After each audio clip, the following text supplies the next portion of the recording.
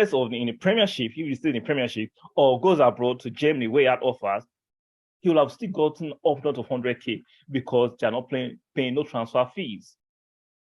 Let me refresh your memory. Let me jig your memory a little bit. Do you remember Aaron Ramsey? On what planet do you think Juve would have paid him 400K per week if they had to pay a transfer fee? I'm waiting. On what planet do you think Juventus will have paid Aaron Ramsey 400K per week if they had to pay a transfer fee? They would never pay him that. You can't get that much if you're going to be paid, if you're going to pay, if you're going to buy it from a club with a transfer fee. It doesn't work like that. But if you come on the free, it's incumbent on the club to compensate you more. Like all this nonsense that, why would pay 100K is because of the disrespect.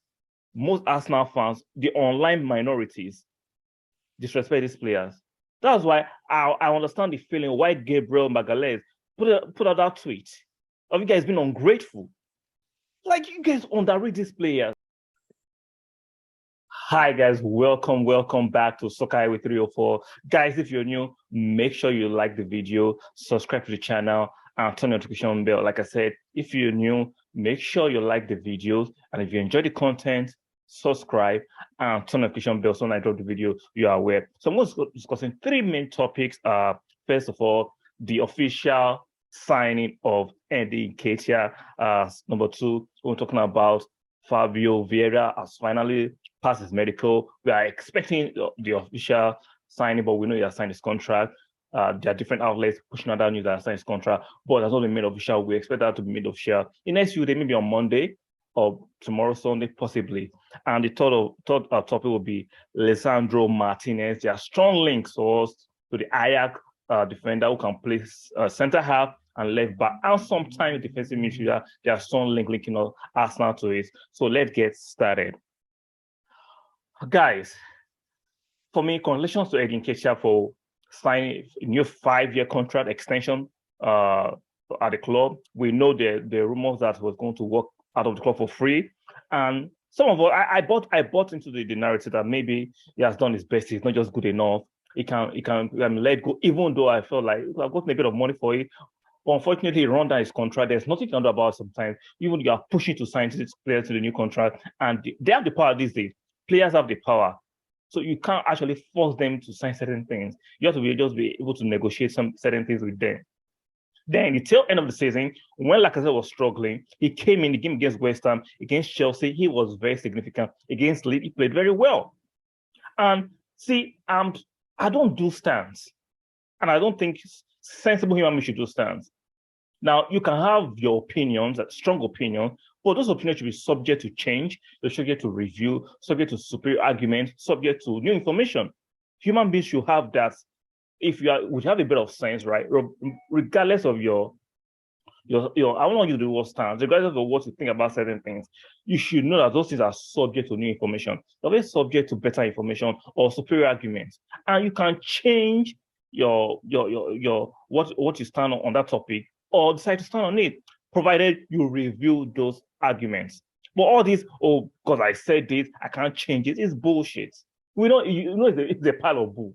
You know it's a pile of bull. All this loud minority of passion merchants and standard stallions shouting, oh, why we are signing Nketiah to a new contract. I do not understand it. Like I said, at the tail end of the season, when Arsenal was struggling up front, Lacazette was struggling badly. And it came to the fore that at the Crystal Palace game, Lacazette couldn't be the solution. We brought in Nketiah, we would not give you too much chances. That's Arteta's fault, but I understand why Arteta would not give Nketiah too much chance, because he had too many games for us to try him out. Even though he had been showing the glimpse that he can do great things sometimes, I know sometimes he has a poor game, but he had no consistent run at the team. Now, Lacazette was pulled out of the team. Nketiah comes in, he does beats for us. I thought he couldn't hold up the ball, but I saw against Zuma is a defensive unit. Yeah, you can say maybe you don't rate him. We know Zuma is an athletic defensive unit. And Nketiah had a good game against him at their stadium. Go and watch that match. West Ham against Arsenal. Nketiah was running him ragged, running the channel, holding on play against a tall defensive unit. We know Nketiah is 5'5", 5'6", 5'7", 5'8", compared to Zuma is above 6 or up north of 6 feet. Nketiah played solidly against Chelsea. You might argue Rudiger was not playing, but they are good defenders on display on that day.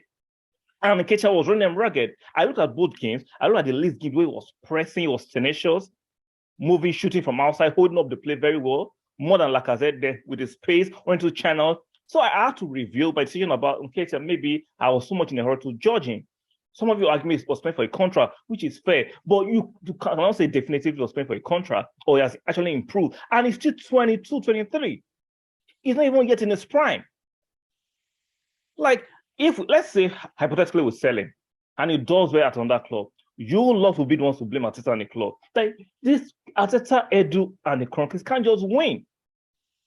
And people shouting about it's 100K. Like, are you guys serious? I think as fans, we should be educated that you have smartphones. Use them to do your research and review. You have time to be online, to voice out your vitriol, to voice out your disgusting opinion. Like, why don't you take a bit of that time and do some research? Nketiah will have gotten up north of 100K anywhere else. Yes, he will have gotten up north of 100K anywhere else because he was going to go on a free. When players go on a free, the buying club, they're now being bought, right? The club they go to has to compensate them because they're not going to pay no transfer fees. Maybe in Nketiah, if it was stayed in Premiership, they'll pay a tribunal fee that determined by the tribunal because he did from his team as Arsenal. They'll get a compensation, not a transfer fee. Arsenal will get a compensation, but if he moves abroad, they don't get no fee at all. So regardless of in the Premiership, if he stays in the Premiership or goes abroad to Germany where he had offers, he will have still gotten up north of 100K because they're not paying no transfer fees. Let me refresh your memory. Let me jig your memory a little bit. Do you remember Aaron Ramsey?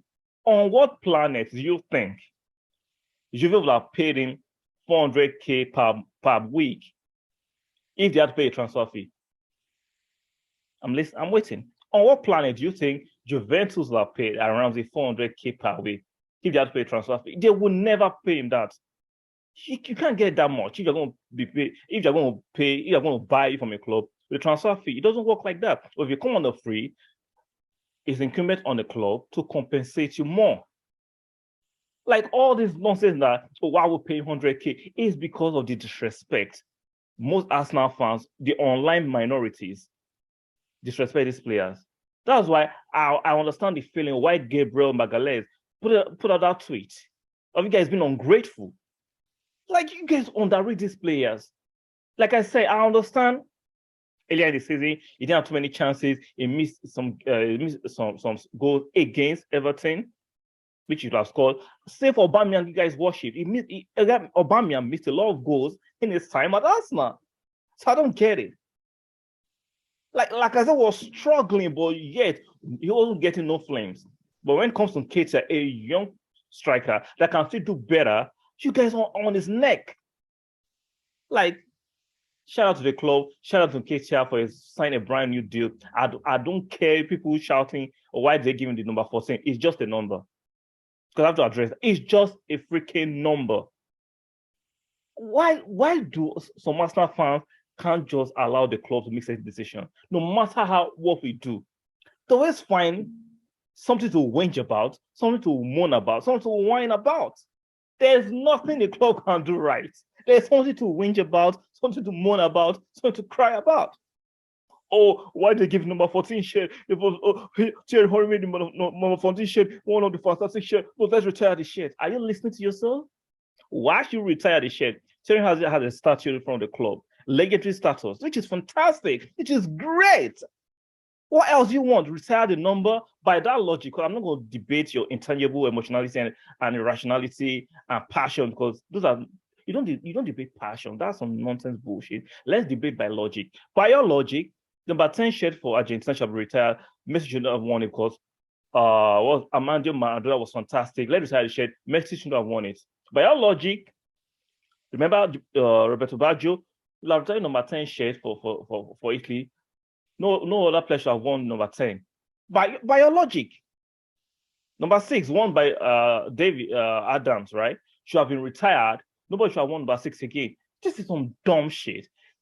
The ignorance at display here is fun because this was made public by on bigger platform. Like, I understand all of us can get a mic, a camera, and influence certain things, but let's be mindful what we're saying out of our mouths. Like when you're on a big platform like AFTV, you can't be silly over a number. She's crying and waiting and whinging over a number. Let's move to the next topic. Fabio Vieira. We know 3 days ago, all of a sudden, there was we're linked to closing to signing a fantastic midfielder, in my opinion, based on what I've seen of him. Like I said, reading his scout report, watching a few YouTube clips, like a lot of you can see that Fabio Vieira looked like a very technical player, a player that can drop a shoulder and beat a man, give a pass, scores goals. Very attacking talent. If you go at age 22, he can still improve because of Portuguese league. And we know players for the Portuguese league coming to Premiership are performing well. You can't deny that. So they look like it this could be a fantastic signing. Even though he are not officially, we have reports that he has passed his medical. He is looking good. Hopefully by Sunday or Monday, I think it should be announced. So that's looking very, very fantastic. Then thirdly, Lisandro Martinez. Yesterday, it popped out from nowhere by David Honestly tweeted that Arsenal are looking to sign Lisandro Martinez, the Ajax defender. He can play as a left back and as a left center back. We know we need cover for Gabriel Magalhaes and we need a cover for Nketiah. Unfortunately, Nketiah, the body cannot take the rigors of 38 games. So we need someone that can deputize and still retain the top quality performance.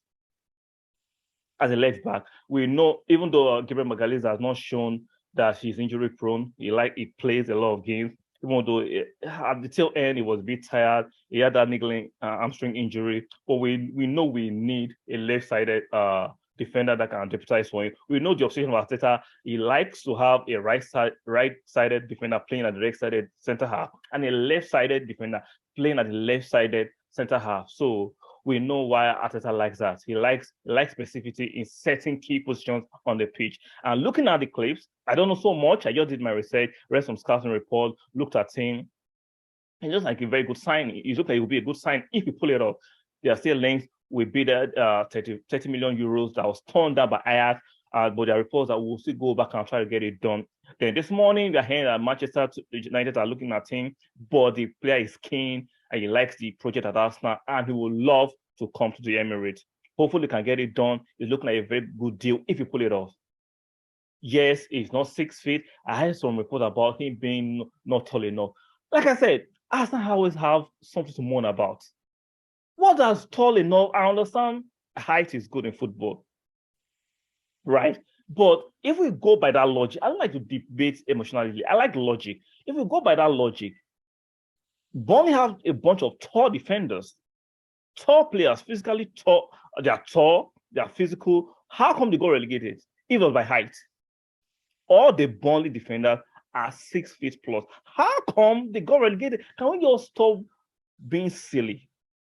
I'm not saying height is not good, but that is not the be-all and end-all of defending. The IQ of the footballer, the tenacity, the pace, the technicality, the technical ability, the ability to defend one-on-one, the ability to defend with some sense. Like I say, footballing IQ. This doesn't matter. I'm saying height is a good bonus to have, but it's not the be-all and end-all of defending. So all this nonsense, some of you like to push out, oh, it's not tall enough. Can we just stop being silly? Let's just stop being silly alone. Just stop it. Apply some sense. Like I said, once again, shout out to Eddie for his new contract. I'm expecting goals from Eddie, even though at the beginning, like I said, I was doubting him, but I saw the last few games, it looks like he's improving as a player. His hold-up play is becoming fantastic, and I know he will improve this season. I do not believe what he played for a contract. I think Eddie genuinely wants to play for Arsenal and he wants to score goals. He has taken out the number 14 shirt, and that has a bit of pressure, and I think he will deliver. And for Fabio Vieira, I'm waiting his announcement. maybe Sunday tomorrow or Monday, but he has passed his medical. It's looking good. Hopefully, it can become official on Monday. I can continue to build towards the new season. The new season looking good to me. I'm enjoying what I'm saying. I think I'm not going to fearmonger. I'm not going to be hysterical about anything. Let's calm down. It's not even yet preseason. These hostilities and fear mongering among some, like I said, the loud minority, do not take it too seriously, guys. Do not take it too seriously. And regarding Lisandro Martinez, I'm looking for, hopefully Arsenal can push over the line. That would be a fantastic signing. If you have if you have your comments or suggestions, anything to disagree, leave it in the comment section. Make sure your comments are respectful. We do not need to go vulgar on ourselves. Let's be respectful. Like I said, if you have any disagreement, leave it in the comment section, and if I see them, I'll respond. Don't forget to subscribe to the channel, like the video, and I'll see you guys in the next one. Ciao.